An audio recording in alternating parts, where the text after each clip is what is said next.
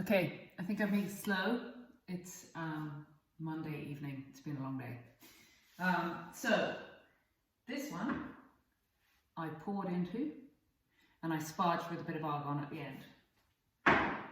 This one I sparged the whole thing with argon, so it'll be interesting to taste it. I thought we should try a white as well, which is from Tormoresca, the Chardonnay from Puglia.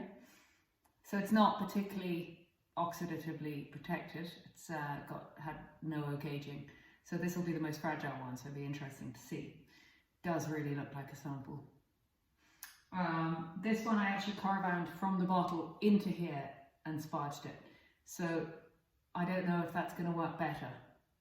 I'm going to caravan another one and I'm going to then open the bottle. It's very difficult to know. Tests are going to be ongoing to make sure that our customers have the best samples.